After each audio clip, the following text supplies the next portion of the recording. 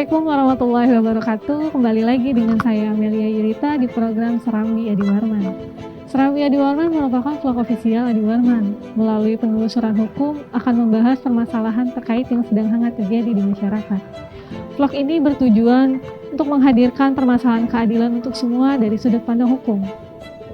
Pada tema kali ini, Serambi Adi Warman akan membahas KPK dan wawasan kebangsaan. Sebenarnya apa sih wawasan kebangsaan itu? Dan apa kaitannya dengan KPK? Mari kita simak tayangan berikut ini.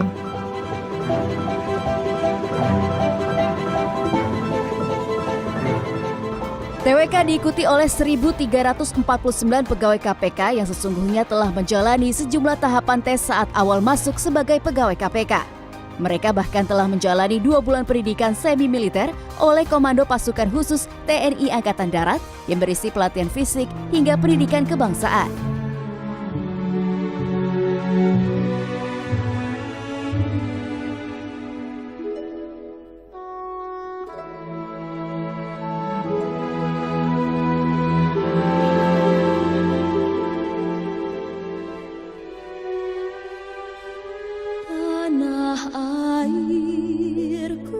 Pegawai KPK adalah aparatur sipil negara. Karenanya diterbitkan Peraturan Pemerintah Nomor 41 Tahun 2020, tanggal 24 Oktober 2020, tentang pengalihan pegawai KPK menjadi aparatur sipil negara. Dan dalam peraturan pemerintah Nomor 41 Tahun 2020 tersebut, dia pasal 3 disebutkan syarat-syarat untuk menjadi alih pegawai KPK menjadi ASN. Salah satunya adalah setia kepada Pancasila, Undang-Undang Dasar 1945, NKRI, dan pemerintah.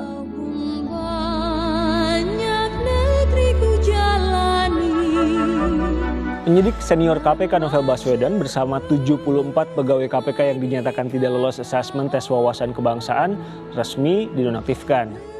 Dalam cuitannya, Novel menulis, tes wawasan kebangsaan bukan tes kompetensi atau tes untuk seleksi. Dalam Undang-Undang 19 tahun 2019 dan putusan Mahkamah Konstitusi dijelaskan, pegawai KPK menjadi ASN hanya bersifat peralihan yang tidak boleh merugikan pegawai KPK, tapi digunakan untuk singkirkan 75 pegawai yang sedang menangani kasus besar. Saya sama Pak Firly itu satu kelompok dalam tes calon pimpinan pada tahun 2019. Kita sama-sama lolos sampai 40 besar, satu kelompok, dan kita sama-sama lulus tes radikalisme yang dilakukan oleh Angkatan Darat. Yang menarik di tahun ini saya tes, kok nggak lulus itu. Bahkan Desember 2020, ini berapa bulan yang lalu, saya dapat award dari Diklat PIM, yaitu pelatihan kepemimpinan nasional sebagai lulusan terbaik begitu kan. Tapi 3 bulan kemudian saya nggak lulus PNS. Nah, apakah memang ini jadi PNS itu lebih berat dibandingkan jadi lulusan terbaik di antara direktur semua kementerian lembaga? Aneh bin ajaib. Orang-orang yang saya kenal mereka itu orang-orang yang punya prestasi luar biasa. Proses pengalihan itu tidak boleh memberhentikan pegawai KPK. Itu konsensus pertama. Statusnya yang kedua, nonaktif, Pak Abdullah. Apa bedanya antara pemberhentian dengan nonaktif? Integritas itu tidak hanya dilihat dari tes, tapi juga harus dilihat dari rekam jejaknya. Karena rekam jejak itu melihatkan sejauh mana komitmen seseorang terhadap nilai-nilai yang dia miliki. Kalau kita memang ingin membahas mengenai integritas, ya kita lebih fokus ke sikap terhadap sesuatunya gitu. Nah, ini yang nggak muncul di dalam tes wawasan kebangsaan.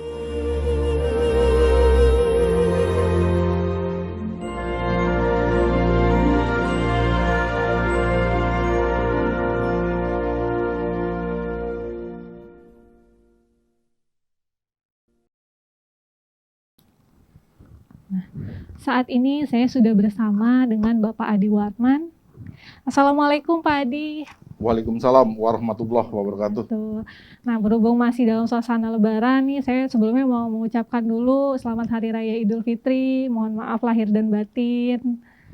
Terima kasih. Taqabbalallahu minna wa minkum, siyamana wa siyamakum, taqabbalallahu ya karim. Amin ya rabbal alamin. Bagaimana nih Pak Adi kabarnya hari ini? Alhamdulillah baik. Alhamdulillah baik ya. tetap menjaga kesehatan walaupun di masa pandemi seperti ini ya Pak. Insya Allah, insya Allah. Pak, sebelumnya kan Bapak sudah melihat nih cuplikan tayangan yang ada di TV tadi. Dengan video mengenai adanya tes wawasan kebangsaan pegawai KPK. Bagaimana tayangan video tadi Pak, dan apa komentar Bapak? Saya sangat menyesal dan prihatin terjadi peristiwa ini. Ya, kegaduhan ini seharusnya tidak perlu terjadi. Jadi saya sangat menyesal dan prihatin. Loh, Bapak menyatakan sangat menyesalkan dan sangat memprihatinkan. Oh ya Pak, memang sebenarnya apa sih wawasan kebangsaan itu kalau ditinjau dari penelusuran hukum dan secara etimologi? Nah, begini ya, perlu saya jelaskan tentang wawasan kebangsaan. Dilihat dari penelusuran hukum, landasan ideal dari wawasan kebangsaan itu adalah Pancasila. Dalam butir ketiga, sila ketiga ya, Pancasila, itu ada 7 butir. 5 butir itu menerangkan dengan jelas tentang wawasan kebangsaan. Di situ dikatakan bahwa persatuan dan kesatuan dikedepankan, mengenyampingkan kepentingan golongan dan pribadi. Ya, jadi benar-benar persatuan kesatuan, cinta tanah air ada di situ. Selanjutnya di dalam pembukaan Undang-Undang Dasar 45 alinea keempat ya yang berbunyi, kemudian daripada itu untuk membentuk pemerintahan negara Indonesia yang melindungi segenap bangsa Indonesia dan seluruh tumpah darah Indonesia. Wawasan kebangsaan tersirat dan tersirat di situ. Ya. Berikutnya kita lihat TAP MPR. TAP MPR nomor 5 tahun 2000 tentang pemantapan persatuan dan kesatuan bangsa. Di sana juga ada. Dan TAP MPR nomor 6 tahun 2003 tentang etika kehidupan bernegara. Akan tetapi cuma putus sampai di situ, tidak ada lagi ke bawahnya. Tidak ada lagi undang-undang. Ada terakhir yang saya tahu, saya dengar, ada peraturan Menteri Dalam Negeri mengeluarkan pedoman pendidikan wawasan kebangsaan. Untuk siapa?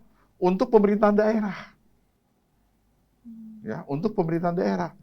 Nah, harusnya di tengah-tengah itu ada undang-undang karena wawasan kebangsaan ini sangat penting. Ya. Tadi saya katakan ada di Pancasila, sila ketiga. Dulu saya tahu persis ya bahwa ada TAP MPR nomor 2 tahun 78 tentang pedoman penghayatan pengamalan Pancasila. Eka Prastia Pancakarsa. TAP MPR itu zaman reformasi 98 dibatalkan, dihapus oleh TAP MPR nomor 18. Sekarang tidak ada lagi itu. Padahal itu menurut hemat saya penting. Nah mungkin kejadian ini, kejadian tadi di video, karena tidak menghayati nilai-nilai Pancasila. Ya, tidak menghayati nilai-nilai Pancasila. Salah menafsirkan, salah berasumsi. Ya, implementasinya atau aktualisasinya keliru. Tidak ada pedoman yang sedemikian rupa, yang jelas. Ya, setiap menteri nanti bikin aturan sendiri tentang wawasan kebangsaan. Coba kalau dengan undang-undang, semua patuh, bagus berjalannya. Nah kalau kita lihat dari etimologi, Kamus Besar Bahasa Indonesia tahun 2020, wawasan kebangsaan terdiri dari 2 suku kata. Wawasan dan kebangsaan.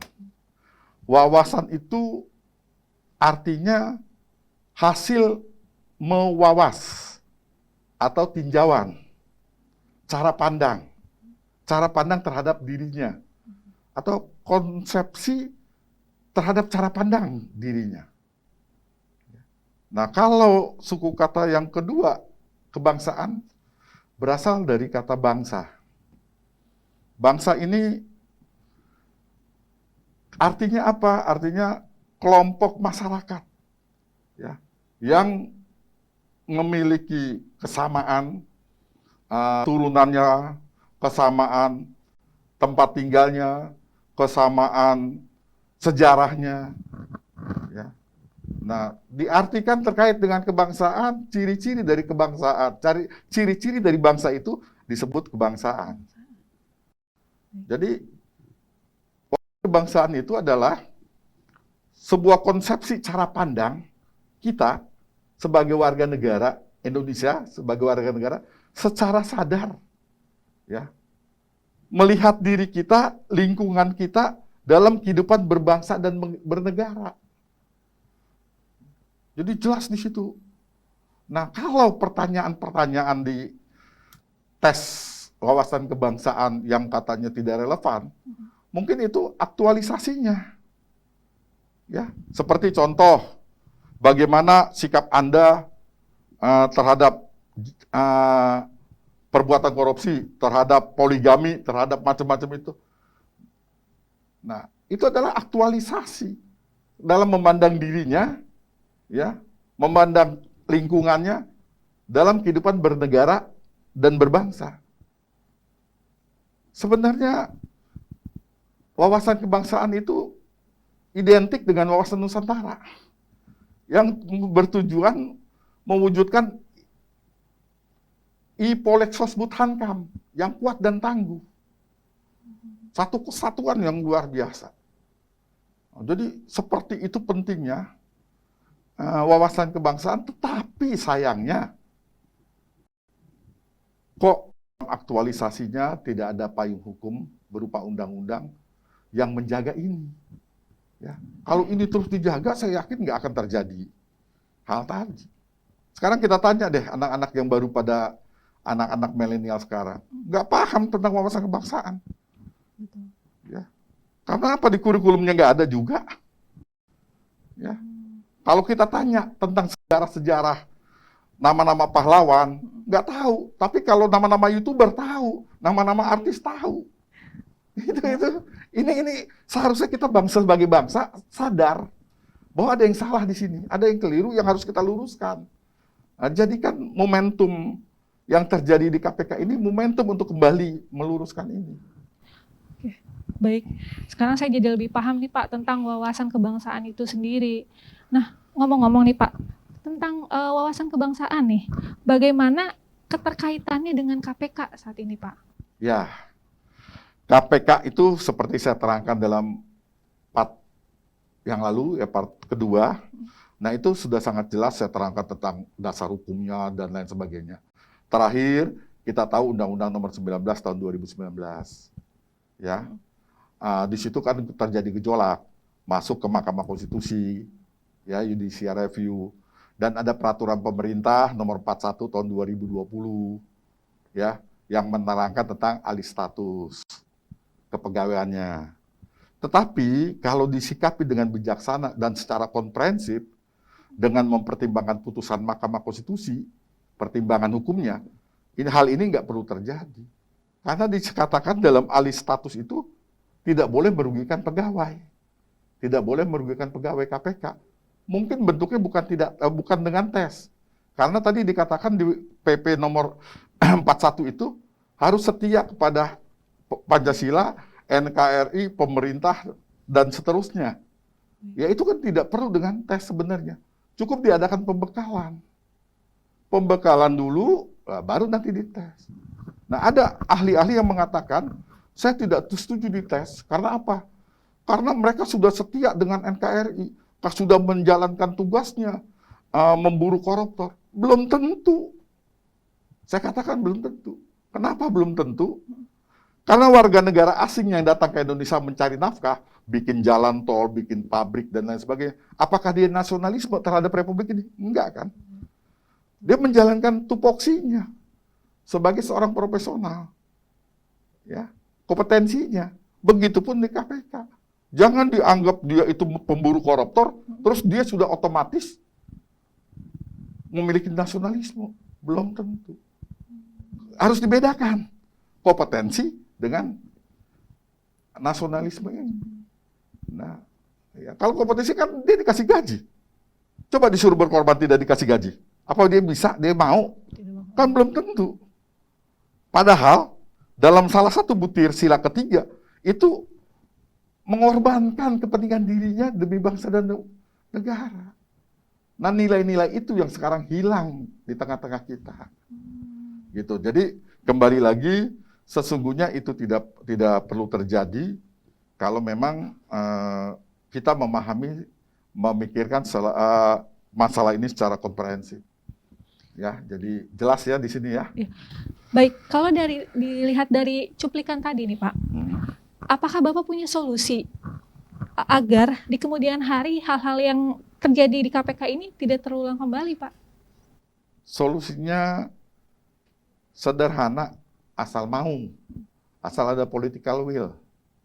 Ya, buat undang-undang tentang wawasan kebangsaan. Masukkan wawasan kebangsaan ini ke dalam kurikulum pendidikan. Mulai dari SD sampai perguruan tinggi atau sampai SMA. Tanamkan nilai-nilai cinta tanah air. Ya, itu penting.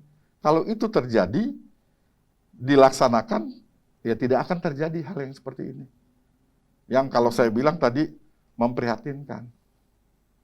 Ya, jadi solusinya sederhana sebenarnya, sepanjang ada political will dari pemangku kekuasaan, baik pemerintah maupun parlemen. Ini masalah serius, ya. Ini masalah serius.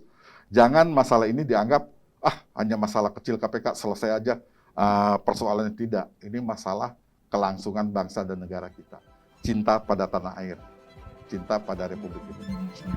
Baik, terima kasih banyak Bapak atas waktu dan pengetahuan yang telah diberikan. Semoga dapat bermanfaat bagi saya dan juga masyarakat banyak. Terima kasih kembali. Assalamualaikum warahmatullahi wabarakatuh. Waalaikumsalam.